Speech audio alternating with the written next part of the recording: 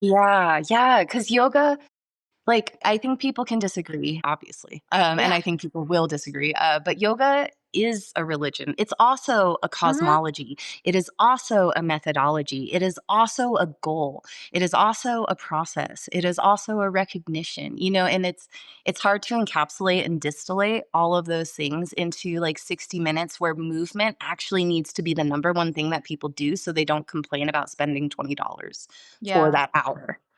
Nice. Um, Yeah. It's No, like it's a spot it's yes spot how do on. you and do yes that? and yes and yes and, but then we capitalize it, we put a money value on it, and so then people are like, "Well, I need to get my dollar's worth out of this." And it's like, how do you take all of this cosmology, mythology, meditation, this sacred, in-depth spiritual work, and also, like, the work of moving your body and have someone go out of it feeling like, "Yeah, I got my money's worth out of that." Or like, I wish we could shift the paradigm and like, I mean, some people have done this with like donation-based stuff where they're like, just make a donation.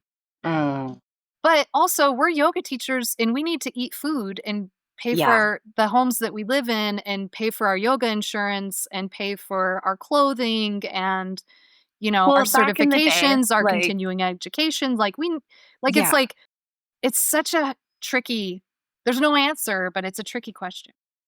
Yeah. yeah. You're getting me all I riled have up. no shame. No, I feel that. I have no shame around charging anymore. Like, I used to feel really convoluted and weird about it, and people will make you feel weird about it. People Mhm. will come in here and assume that they don't need to pay me and that they can say that they're going to pay me later, and maybe they will, maybe they won't, but who cares because it's yoga and it's supposed to be a gift that's free for the betterment of humanity. No. Like, first off, yes, but no.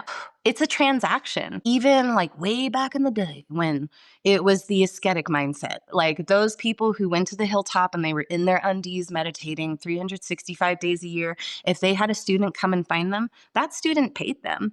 Like, sure, not in dollar bills, not in rupees, but in food, in Mm. chores. Like, It was gratitude. there's an exchange that must happen. And I fully accept that we live in a world where that exchange is monetary.